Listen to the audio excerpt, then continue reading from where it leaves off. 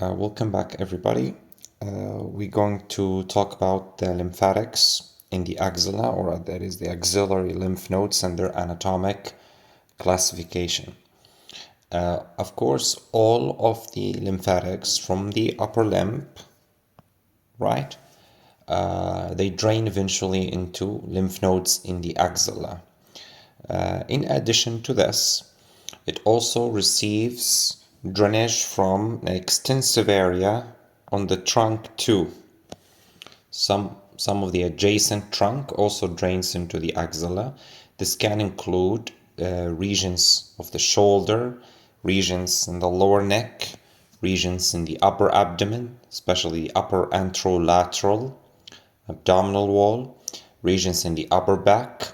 So there is extensive regions also. Additionally, the mammary gland, the breasts, the 75% of the lymphatic drainage from the breasts, it goes eventually towards the axillary lymph nodes. The other remaining percent, it goes to the internal mammary or internal thoracic lymph nodes, which are arranged along the internal thoracic artery. This is deep to the rib cage. So as you can see, it receives a lot. In total, there is about 20 to 30 nodes inside of the axilla, and based on anatomical, not surgical, based on anatomical classification, they're based on location, where they are located. There's a group which is referred to as humeral nodes. This is the first group that we will talk about. Humeral nodes. These humeral nodes, they are also called lateral nodes. Some people call them the lateral nodes. They are posteromedial to the axillary vein. So this is the axillary vein, right? This is the axillary vein. So they are medial to it, but also somewhat posterior to it. If you go closer, you can see some of the nodes. They are behind the axillary vein, right? And they're also medial to the axillary vein. So this group of nodes here, these are called humeral nodes. And these are the ones that are receiving lymph from the upper limb. These are the ones that are receiving lymph from the upper limb. It is some kind of situation that when there is extensive or excessive axillary treatment in women with breast cancer, if there's excessive axillary treatment, suppose both radiation and surgical dissection have been performed, or excessive surgical dissection have been performed, or there is some recurrence of the tumor and there is heavy malignant disease in the axilla, such that it blocks the lymphatics. If that's the case, the patient can develop arm lymphedema of the upper limb. It is an unfavorable complication of excessive axillary treatment or complication of breast cancer itself. And in fact, these patients are at risk to develop lymphangiosarcoma in the future.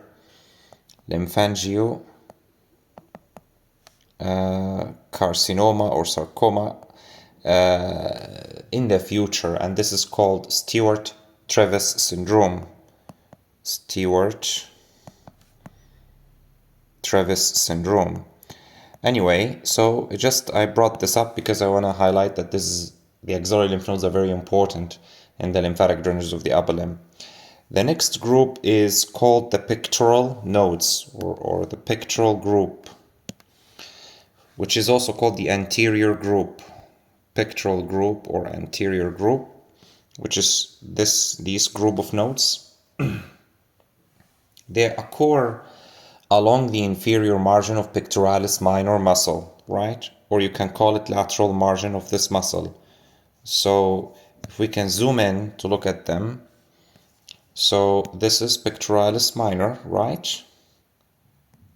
This is pectoralis minor.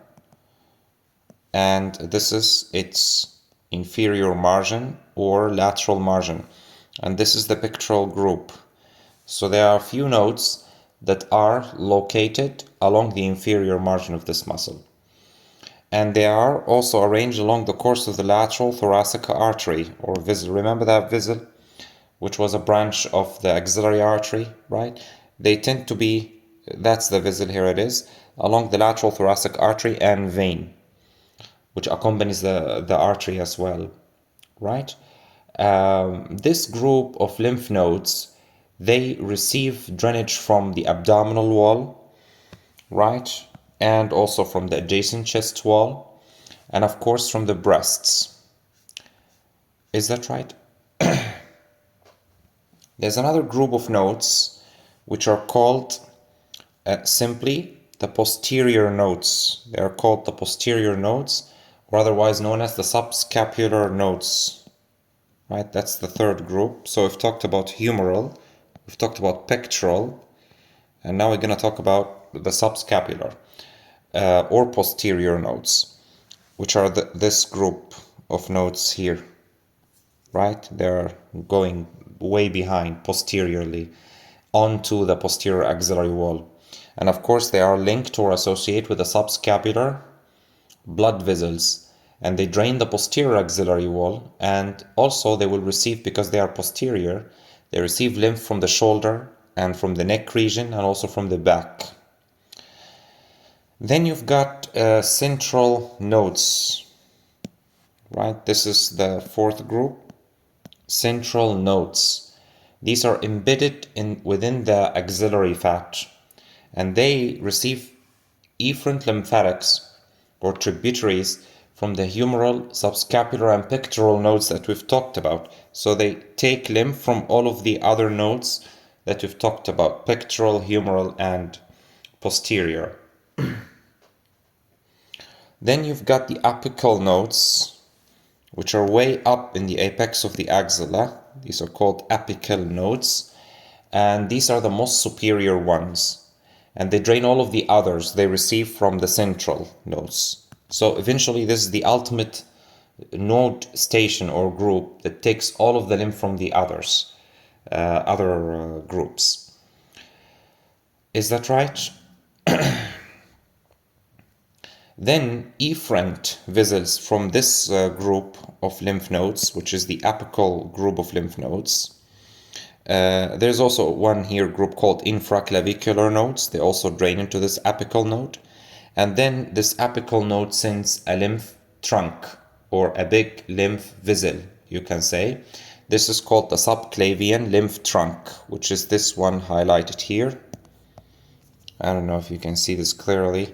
It's going behind the axillary vein in this diagram, and you can see it is moving toward the neck region. This big lymphatic trunk is called the subclavian lymph trunk. Subclavian lymph trunk, and it usually joins the venous system at the junction between the right subclavian vein and right internal jugular vein on the right side.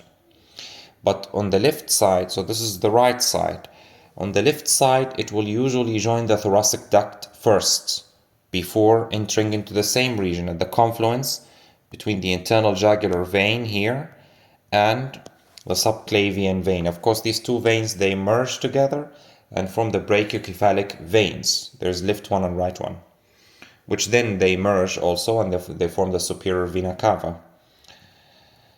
Right, so that's anatomical.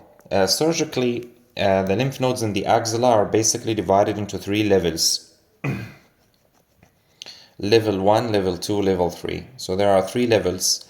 All of those nodes which are below the pectoralis minor, all of those nodes below pectoralis minor are referred to as level 1 nodes. All of those nodes that are posterior to pectoralis minor are level 2 nodes, and all of those nodes which are above are called level 3 nodes, right? That's the surgical classification. There are additionally some nodes between the pectoralis minor and major, and these are called rotor nodes. But anyway, that's the lymphatic drainage and the lymphatics of the axilla. Next, we will move to the arm, what is the anatomical definition of the arm? The anatomical definition of the arm is the region of the upper limb which is between the shoulder and elbow, as simple as that.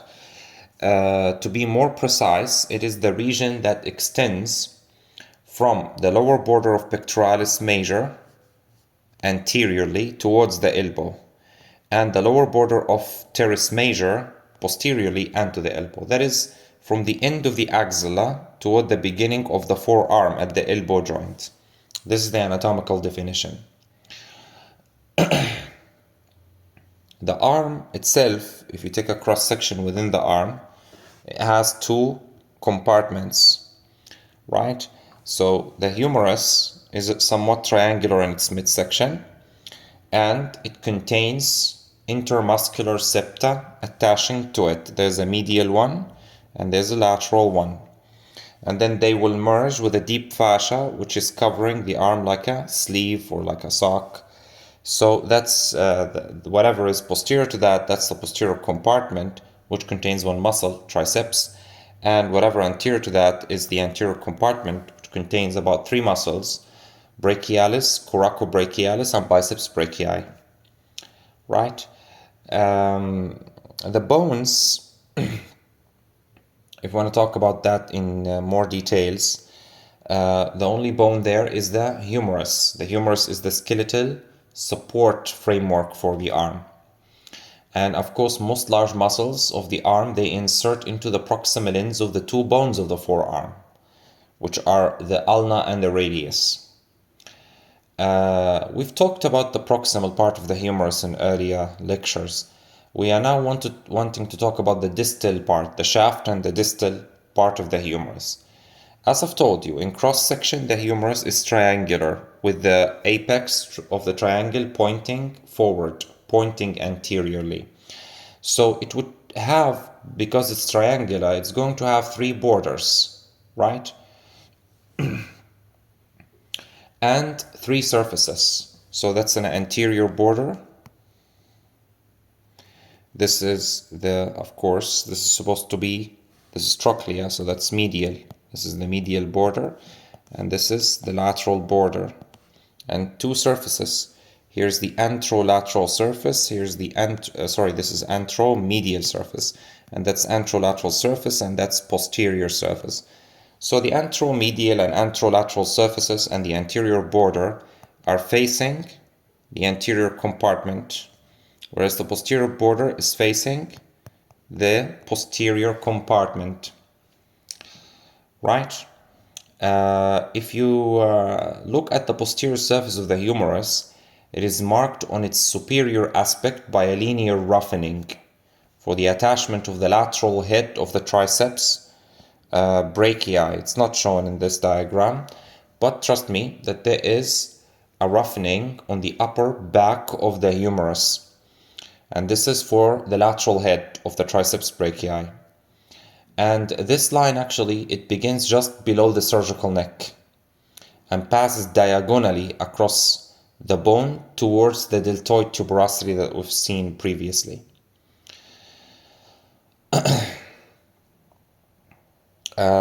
You can also, maybe that's, here it is. That's a better diagram.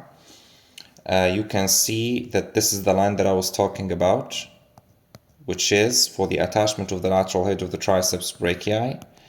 And of course, just medial to this and below it is the groove, which is the radial groove for the radial nerve and profunda brachii artery. And here you can see on the back of the bone also medially is the attachment of the coracobrachialis. Around that level, there should be the attachment of deltoid. Is that right? Here's the bone in cross-section again. You can see the greater tubercle better from the back than from the front. The distal end of the bone is marked by multiple things. You know, when you go down across the humerus, in the midsection is like a triangle, but when you go down, it starts flattening. It starts to become more broad but more thin, right? Until you reach this level.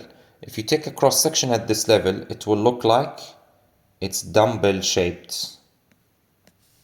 okay, with two lateral masses or columns and a thin middle section. This is why the bone here is weak. That's why in children, they usually develop fractures in that particular location, just above the humeral condyles. That's called supracondylar fracture, very famous. Supracondylar fracture. And they develop this fracture because of this thing, right? Anyway, you can see at this distal end that because it is broadening, the bone is broadening and flattening, you will end up with sharp medial and lateral margins. And these are called lateral and medial supraepicondylar ridge. For example, this one is the lateral supraepicondylar ridge, and this one is the medial supraepicondylar ridge. And then you will end up with condyles. These are the masses that I was telling you about. This is the lateral epicondyle, and this is the medial epicondyle, which is more robust and big. You can see the articular surface of the distal humerus. It is divided into two regions, which are interconnected to each other. There's a lateral articular region, which is referred to as the capitulum, and a medial articular region, which is referred to as the trochlea. Now, the capitulum articulates to the head of the radius. So the head of the radius should actually fit here. The head of radius should fit here. And the trochlea is for the articulation with the ulna. So this will form the elbow joint. But in fact, if you think about it, the elbow joint is actually three joints within one joint. The first joint is between the head of the radius and the capitulum, and this is called radiocapitular joint. And the second joint is between the ulna and the trochlea, and this is called humero-ulnar joint. And the third joint is between the radius and ulna, proximal part of these bones, and this is called proximal radio-ulnar joint, right? Anyway, we'll talk about the elbow joint in more detail. Just above the trochlea is a depression in the bone. And this gap or depression in the bone is called the coronoid fossa. And this is to accommodate the ulna in flexion. So in flexion, the proximal part of the ulna, if this gap is not there, you will not be able to perform full flexion because there will be bony block. The bone will hit against bone. But this will give space for the ulna during flexion. Similarly, there's a smaller and shallower one just above the capitulum, and this is called the radial fossa. From the back of the bone, the trochlea extends towards the posterior aspect of the bone. As you can see, it reflects onto the posterior aspect of the bone. This is not the case with the capitulum. You can only view the capitulum from the front of the bone, but it will not be shown from the back of the bone. And just above the trochlea, there's a very big hole or gap, right, like a cave, and this is called the olecranon fossa. And again, this is to accommodate the olecranon process of the ulna during extension. So if this was not present during extension, you'll not be able to perform full extension because bone will hit against bone. So this is designed to give space for the olecranon process of the ulna. All right. So these are the bony features that we need to be aware of. While we're at it, we'll talk about some of the bony features very quickly in the upper radius and ulna. So this is the upper radius. It contains a head, which is cylindrical in shape, and a narrow neck. And then just distal to the neck, there's a bump of bone here, and this is called the radial tuberosity, and this is for the attachment of the biceps brachii tendon. So biceps inserts here. All right, and just distal to this tuberosity, there is a line which is called the oblique line. And later, when we talk about the forearm, we will use this as a reference for bony attachment. We'll say some bones they attach below the oblique line, some bones attach above, and so on. We'll talk about that later. Right? That's the proximal part of the radius. This disc-shaped articular surface here is more broad medially for articulation with the ulna. If you come to see the proximal ulna, it's a bit more complex. For example, here's the frontal view. Anteriorly, you will see that it also have a tuberosity, and it's called the tuberosity of the ulna, and this is for the attachment of the brachialis muscle.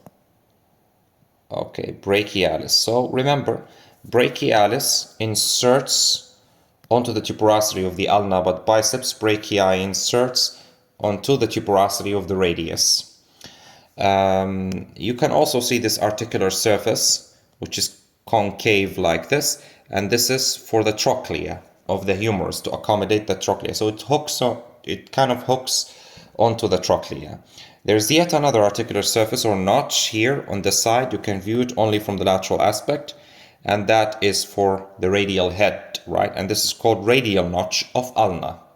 So the radial head here, this area should fit here, right? And then there's a pivot-like motion on top, like a rotatory motion onto the surface. Just posterior to this, there is a crest, which is a raised ridge of bone. And this is called the supinator crest for the supinator muscle attachment. We will talk about that muscle also. Then in front of the supinator crest, the bone looks grooved in this region. You can put a finger here and feel it is like it is grooved. Why is this there? To accommodate the tuberosity of the radius. Right? During rotation, as the radius rotates about its own longitudinal axis, this tuberosity will move towards the ulna. So you have to have a gap here to accommodate the tuberosity of the radius. Right? You can also view, that's posterior view, and that's a medial view. So you can see this step here, that's called that is the olecranon process. All of this is called olecranon process, and it is the site of insertion for the triceps brachii. On the front, that is called the coronoid process, and this is the process that I told you earlier that is fitting into this hole, the coronoid fossa, right? So the coronoid fossa is for the coronoid process of the ulna, as simple as that.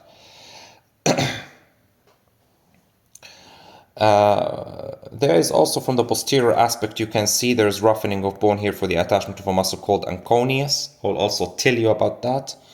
Anyway, let's keep going and talk about the muscles in the anterior compartment of the arm.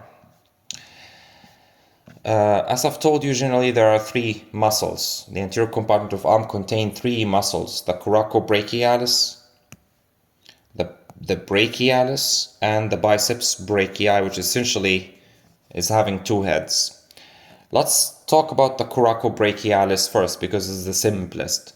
The coracobrachialis originates from the tip of the coracoid process of the humerus. So that's the origin of the muscle, right? From the tip of the coracoid process of the humerus. And, of the scapula. I'm sorry, it's not the humerus, of the scapula. And then it will go towards the humerus and inserts on the medial aspect of midshaft. So that's the insertion site. Insertion site is medial aspect of midshaft of the humerus. It is considered as a part or as a content of the axilla, one of the contents of the axilla, because it's within the axilla, the proximal part of the muscle. And it is actually penetrated and innervated by the musculocutaneous nerve. The function is flexion of arm, so it is accessory flexor of arm at the glenohumeral joint. The next muscle, let's talk about the biceps brachii. The biceps brachii, in fact, it has two heads, a short one and a long one, right? The short head, it comes from, similar to the coracobrachialis, from the tip of the coracoid process of the scapula, right? Similarly, in the same location. So this is the origin site, right, of the biceps. Short head. The long head, on the other hand, is very long. It comes like a tendon from a raised bony area just above the glenoid cavity, and that's called the supraglenoid tubercle. Supraglenoid glenoid tubercle. Don't confuse that with the infraglenoid tubercle. The supraglenoid tubercle is for biceps, long head of biceps, but the infraglenoid tubercle is for the triceps, the long head of triceps, okay? And actually, so since it is coming just above the glenoid cavity, it is actually originating within the capsule of the glenohumeral joint, meaning inside of the joint. And it passes just superior to the head of the humerus.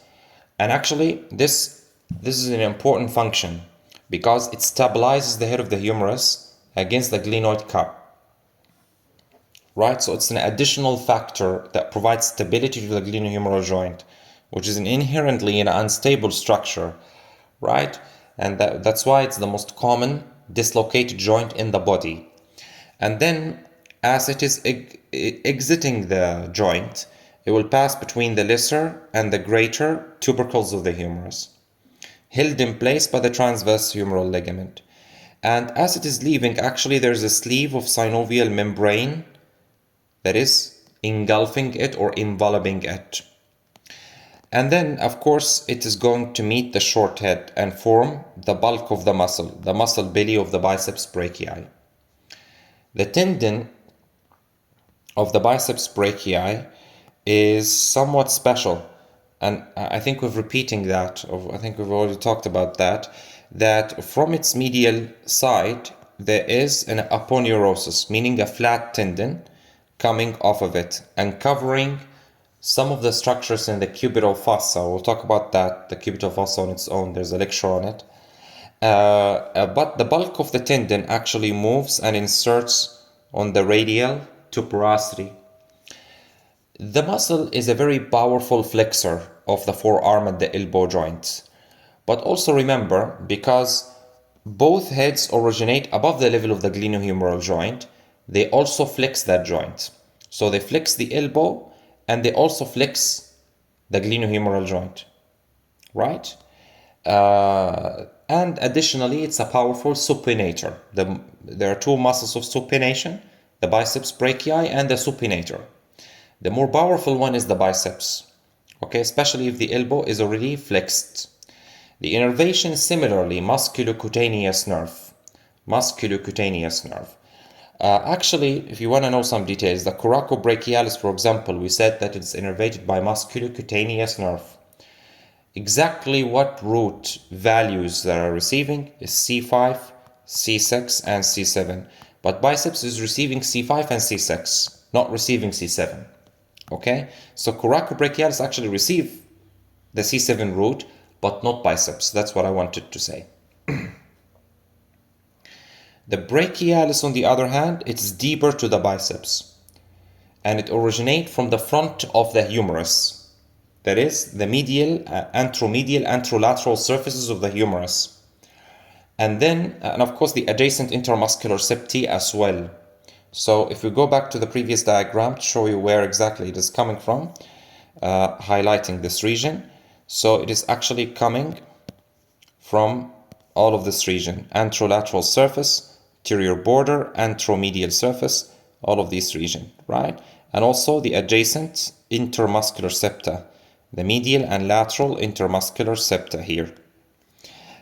So as it is originating from here, it will, yes, form a tendon. Some of the fibers will insert on the anterior surface of the capsule of the elbow joint, like onto the capsule itself. Whereas the majority will insert into the tuberosity of the ulna. This muscle is a flexor of forearm, doesn't do anything else. It's a very powerful flexor of the forearm at the elbow, but nothing else, because it does not originate above the level of the glenohumeral joint, so it cannot act on that joint. It is also innervated predominantly by the musculocutaneous nerve.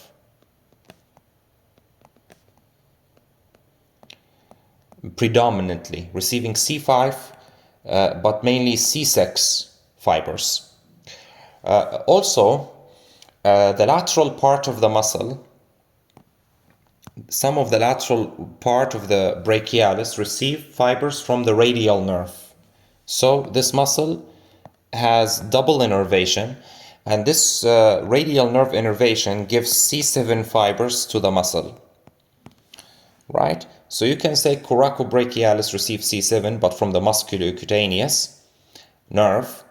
The brachialis receives C7 from the radial nerve, but the biceps does not contain C7 fibers reaching it in general. Okay? Sometimes we can test for the biceps jerk or biceps deep tendon reflex. This tests C5 and C6 segments, but mainly it will test the C6 segment. If they ask you in the exam, they usually like this in the exam scenarios. They will tell you a person have, for example, absent biceps jerk or biceps deep tendon reflex. Which of the following nerve roots is affected? So they will tell you, for example, C3, C4, C5, C6, C7. Although both C5 and C6 can be answers, but remember this exam is a single best answer. So in the question, you may see correct answers, correct options, but there may be another option which is better fitting. And because the C6 is the main root that is tested for, so it means it's a better answer. C6 is a better answer. Okay. Now, if we come to, also I want to mention something here really quickly, which is rupture of the long head of the biceps brachii. This can happen frequently. Sometimes the long head of the biceps brachii muscle ruptures. And if this tendon ruptures, what's going to happen? The muscle belly migrates towards the lower arm. So actually the bulk of the muscle will be located in the lower arm. So if you ask the patient to perform flexion against resistance, what will happen?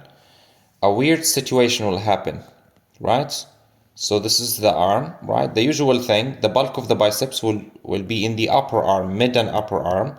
But here, yes, the bulk of the biceps will appear in the lower arm like this, resembling the hand of Popeye.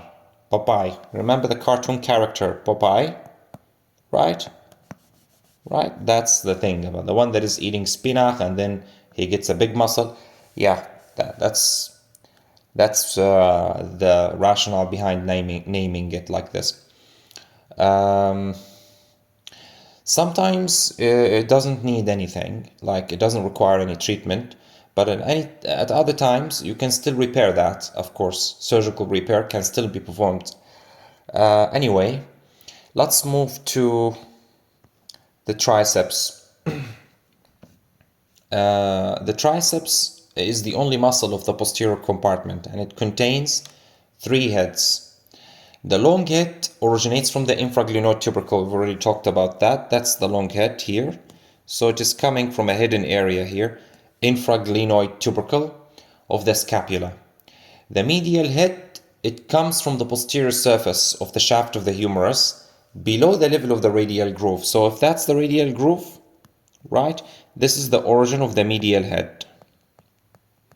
You can say below the level of the radial groove, that will still be correct. You can say medial to the radial groove, it's also correct. You can say infromedial, right?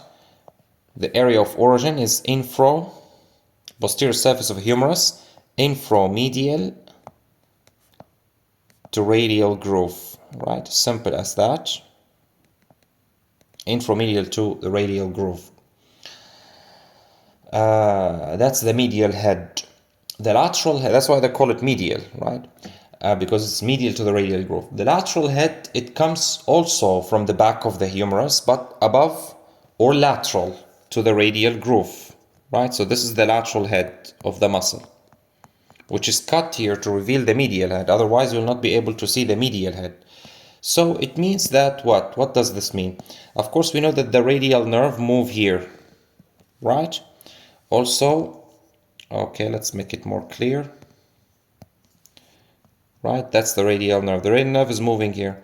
Also, the profunda brachii artery is also moving here. So it means these structures will be revealed if the lateral head of the triceps is cut away. So it means they are deep to the lateral head. They are deep to the lateral head of the triceps brachii. Is that right? That's something that could be tested in the exam. Then, of course, the three heads,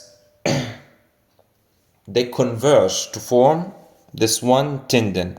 So the long head, the medial head, the lateral head, they will all merge together and form a single tendon, which inserts on the superior surface of the olecranon process of the ulna. Of course, this area of the olecranon process of the ulna contains a bursa, right? Olecranon bursa. But the superior border, it doesn't contain bursa. It contains the site of attachment for the triceps. Of course, the functions of this muscle is extension of the forearm and the elbow joint, and it is innervated by the radial nerve, branches from the radial nerve. The fibers that are responsible for this include C6, C7, and CH. It is mainly C6 and C7, and mainly C7. Okay, that's what I wanted to say. Mainly C7. So it means that if you are testing for the triceps jerk or deep tendon reflex triceps, you are basically predominantly testing C7, right? So biceps predominantly C5, triceps predominantly C7. You can remember the reflexes as 1, 2, that is, 3, 4, 5, 6, 7, 8. SLCC. So S1 and S2 is for the ankle jerk. L3, L4 is for the knee jerk. And C5, C6 is for the biceps reflex, and C7, C8 is for the triceps reflex. That's one trick that you can remember these funny things with. Right. Let's talk about the brachial artery. We know the brachial artery is the major artery of the upper limb, and it is contained in the anterior compartment of the upper limb of the arm, starting as a continuation of the axillary. Is that right? At the lower border of teres major. At this particular point, the axillary becomes brachial, and ending just after the elbow joint, just distal to the elbow joint, by bifurcating into radial and ulnar, right? Everyone knows that. In the proximal arm, the brachial artery is on the medial aspect of the limb. And in the very proximal arm, it is resting on the long head of the triceps brachii and on the medial intermuscular septum. I don't know if you can see that, but on the previous diagram here, so suppose this is the vessel or the artery, right? And suppose this is the triceps brachii. Suppose this is the long head. So it's actually resting on the medial intramuscular septum and long head of triceps. So in one of the exams, they said, which of the following is unrelated to the brachial artery? Which structure is unrelated to the brachial artery? In the options, for example, ulnar nerve, right? Median nerve, right? For example, whatever, brachial veins. And then they say triceps brachii. And then they say, for example, cephalic vein. So everyone shows triceps because they think it's in the posterior compartment. It's unrelated. No, it's actually very closely related. It just, in one part of the course of the vessel, it's only separated from it by the medial intramuscular septum. So it is related, just keep that in mind. Of course, the cephalic vein in the options for that particular question, cephalic vein is not related. Cephalic vein is actually running laterally across the limb and in superficial to the deep fascia, and will only go deep in the axilla by penetrating the clavipectoral fascia, if you remember that, right? So it's unrelated. Again, as I've told you, the vessel is running on the medial aspect of the limb. In the distal arm, it will start moving laterally, as you can see, right? In the distal part of the arm, is going to start moving laterally to assume a position midway between the lateral and medial epicondyle of the humerus, about that level, about midway between them. Along the length of this vessel, you can palpate it, right? Along the length of the brachial artery, it should be easily palpable, right? By compressing it against the medial side of the humerus. The branches are many. There are numerous branches that are coming from this vessel in the arm. There are muscular branches to the muscles.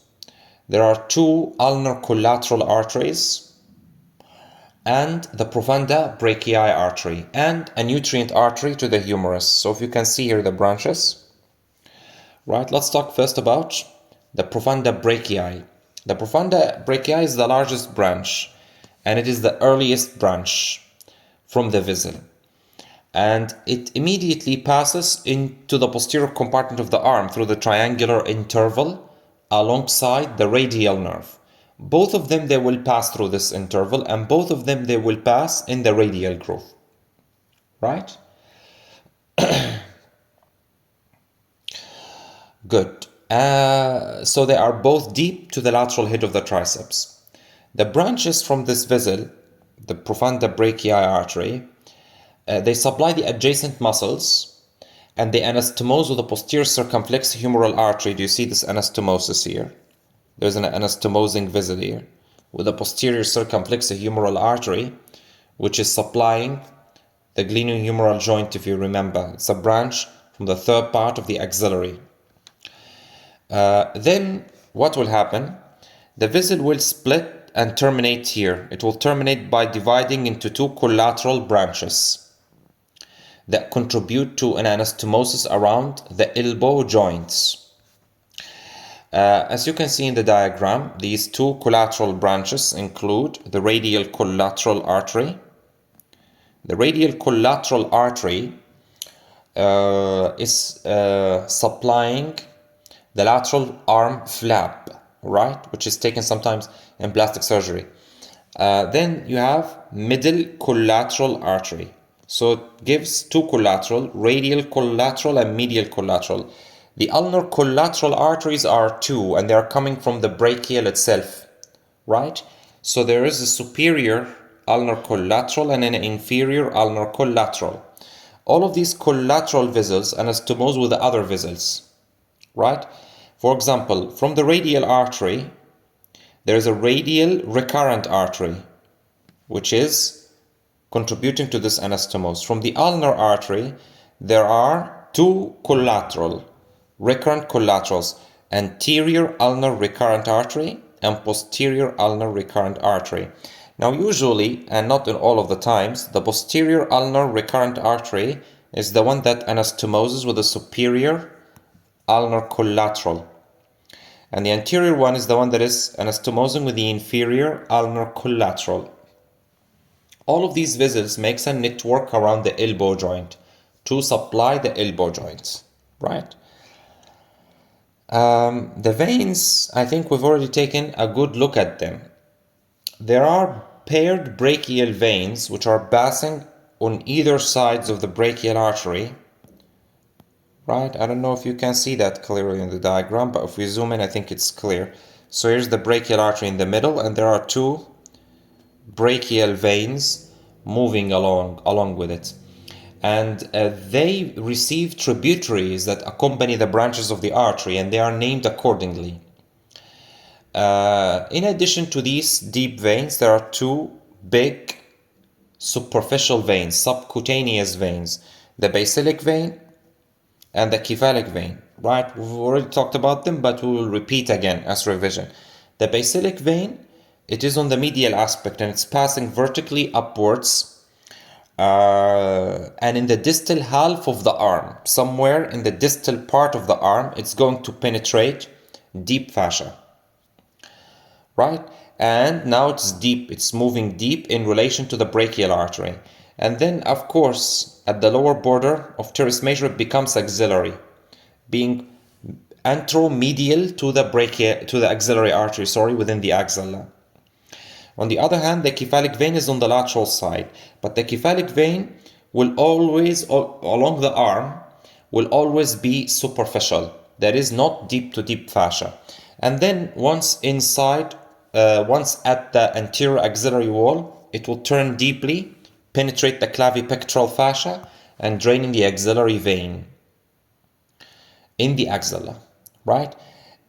In the cubital fossa, they usually communicate with a vein. There is the cephalic and basilic. There's an intercommunication usually present, which is called the median cubital vein, which is also superficial vein. It is also a superficial vein. Now, if we move on and talk about the nerves of the arm, of course, we have to start with musculocutaneous. It's the star of the arm. The musculocutaneous nerve, as I've told you earlier in the previous lecture, it is a branch of the lateral cord of the brachial plexus, and it exits the axilla by penetrating the coracobrachialis muscle, and then it passes diagonally down in between. Here is at this point, do you see? At this point, it has left the coracobrachialis. So it has pierced it here, moved within its substance, supplying it, and then here it has left it. So it was in some part of the course of the nerve, it is actually contained within the coracobrachialis. As soon as it emerges here, it's gonna travel in the plane between brachialis and brachialis and biceps brachii, supplying both of them. And then at the end, it will terminate or actually continue as a nerve, but it will go with a different name, and it's cutaneous. So it's called lateral cutaneous nerve of the forearm, which supplies the lateral side of the forearm, right? So that's it about it. The median nerve and the ulnar nerve, they don't do anything in the arm. They just course in the arm, but they don't supply things in the arm, right? The medial nerve will leave the axilla at the inferior margin of the teres major, and it's formed by two contributory roots from the medial and lateral cords, right? There's this one and this one. Initially, it will originate, or that is formed, anterolateral to the third part of the axillary artery, and then it will enter the arm, right? Once it traverses the inferior border of teres major, it will enter into the arm.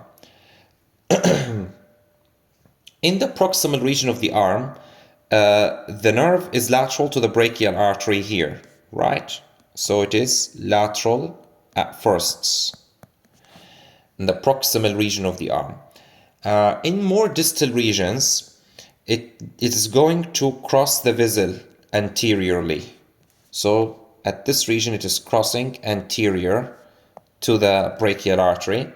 And at the very distal end, it is actually going to be medial to it. Also in the cubital fossa, it will be medial. So this relationship can be summarized as LAM. Lateral first, then anteriorly crossing it, and then finally medial. And that's also a very common question in the exam as well. Very common. The ulnar nerve, on the other hand, it's always medial. The ulnar nerve, which is the terminal continuation of the medial cord, right? The ulnar nerve in the arm will keep a medial relationship. Of course, medial to the third part of the axillary artery, and then medial to the brachial artery throughout. It doesn't cross to the lateral side, but it's very close to the artery. It's related close to the artery. And of course, has no major branches in the arm. What's going to happen? In the distal third of the arm, the ulnar nerve will penetrate the medial intermuscular septum at this point, right? At this point, it will penetrate the medial intermuscular septum, going posteriorly actually. And once there, it will enter into the posterior compartment of arm. So in the distal third of the arm, if you dissect this region posteriorly, you will find the ulnar nerve being inside the posterior compartment.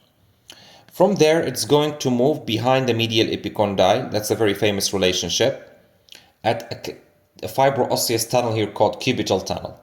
And then as it is going towards the forearm, here it is moving anteriorly. in between the two heads of a muscle, we will call it flexor carpi ulnaris. Here it will enter into the anterior compartment of forearm. So initially it was in the anterior compartment of arm, then it had moved to posterior compartment of arm, and then it moved to anterior compartment of forearm, right? It was going back and forth. The radial nerve, of course, it has something to do with the arm. The radial nerve, it is the terminal continuation of the posterior cord, is that right? And it leaves the axilla and enter into the posterior compartment of the arm by passing through the triangular interval being accompanied by the profunda brachii. Do you see that? This is accompanying it. And of course it's going to delve into the, yes, just before it enters, actually, it's going to give a branch. Just before it passes through the triangular interval and comes to the posterior compartment of arm, it's going to give the posterior cutaneous nerve of arm, right? Which loops around here and emerge here and supplies skin on the back of the arm, right? So we can call this posterior cutaneous nerve of arm.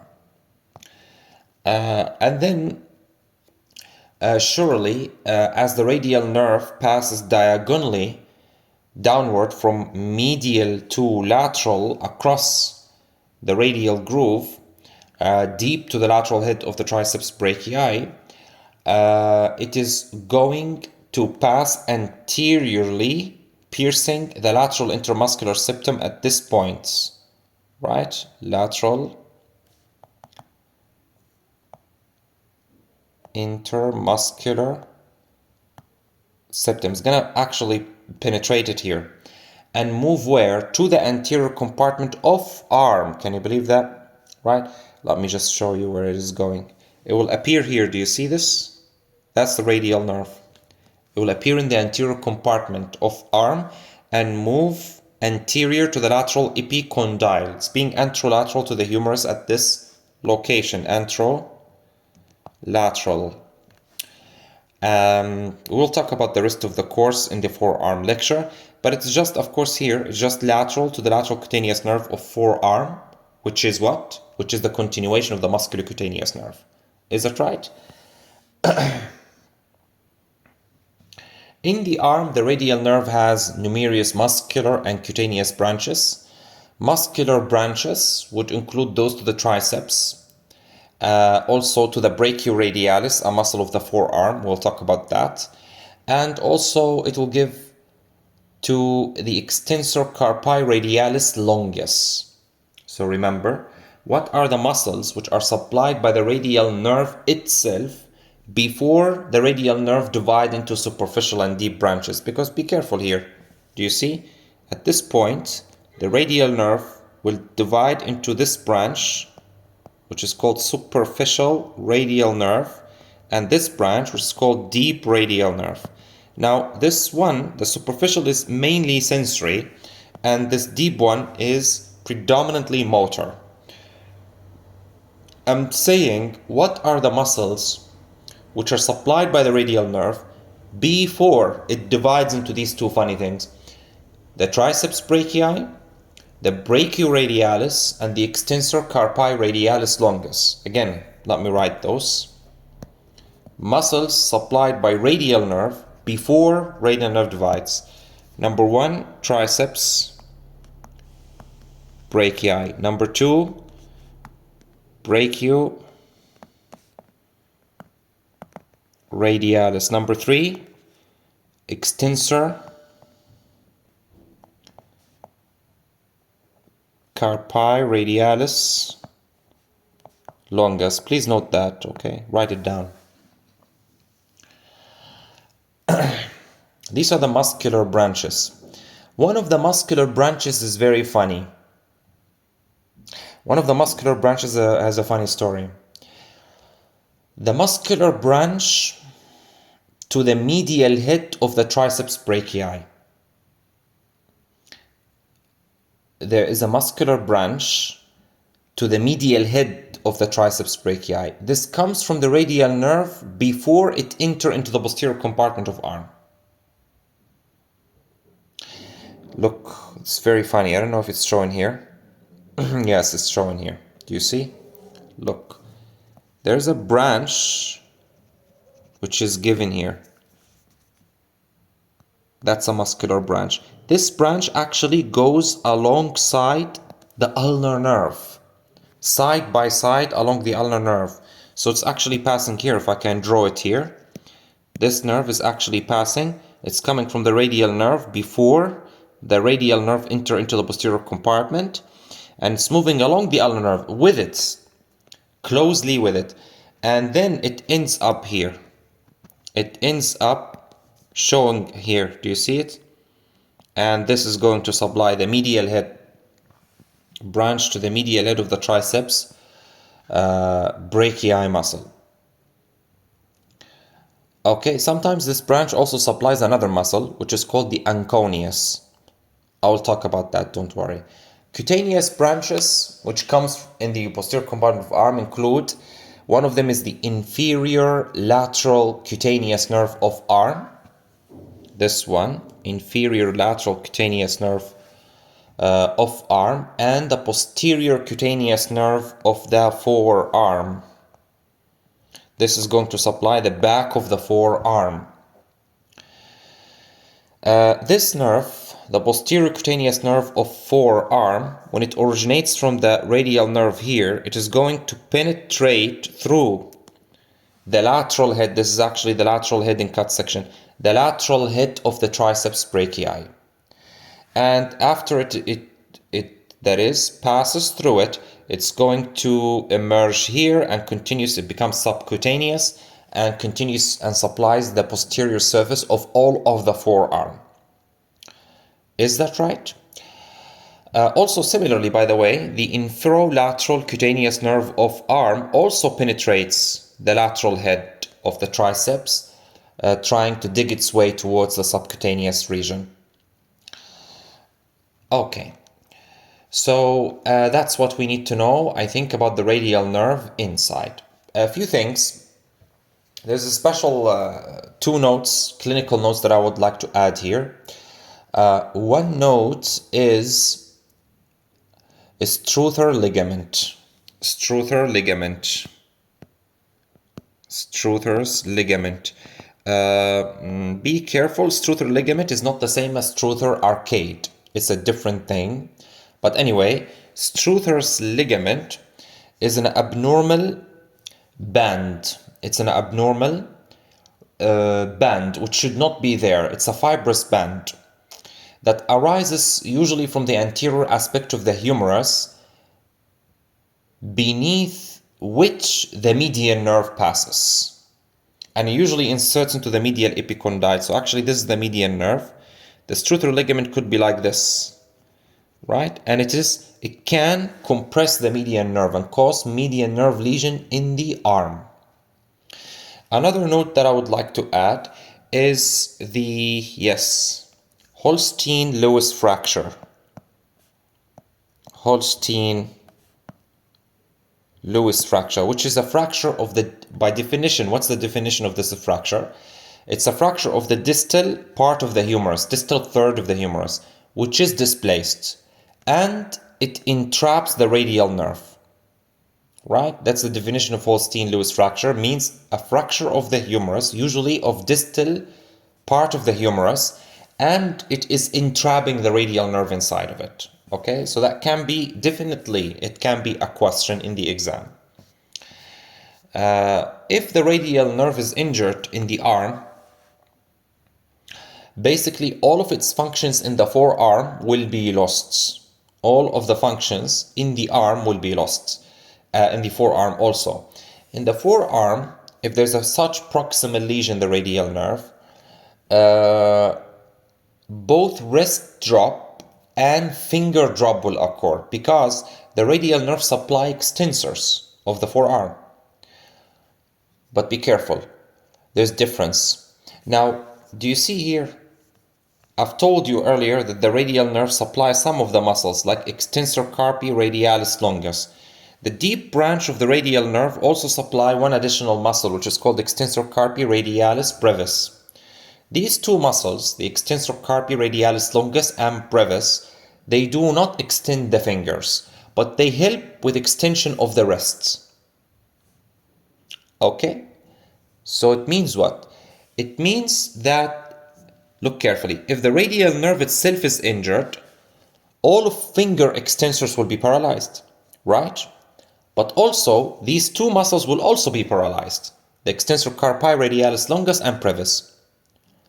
So the wrist will drop and the fingers will drop. So there's wrist drop and finger drop if the radial nerve itself is damaged. Now you know this deep branch of radial nerve will continue in the posterior compartment of the forearm.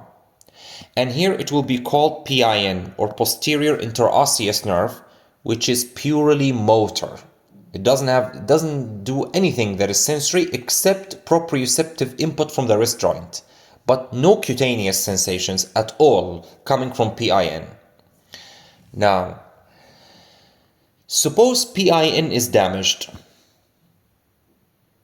It means that finger extensors will be paralyzed, but extensor carpi radialis longus will be intact because that's supplied by radial nerve, and extensor carpi radialis brevis will also be intact because that's supplied by the deep branch of radial nerve before it becomes PIN. Before it becomes PIN. So what does this mean? It means that this patient will develop finger drop but no significant wrist drop. There may be mild wrist drop or weakness in wrist extension, but generally we can say for the purposes of this exam, no wrist drop and there is finger drop. So please keep that note. That's very important. Another differentiating thing that you can use in the exam is sensory loss. If the radial nerve is injured, there is high probability that there will be sensory loss somewhere in the radial nerve distribution, in addition to the motor weakness. But if there's PIN, there is pure motor loss. No sensations are lost. No cutaneous sensations, are lost. Claro? Great, that's it about the arm. In the next lecture, we'll be talking about the elbow and forearm. And I wish you the best of luck, everyone.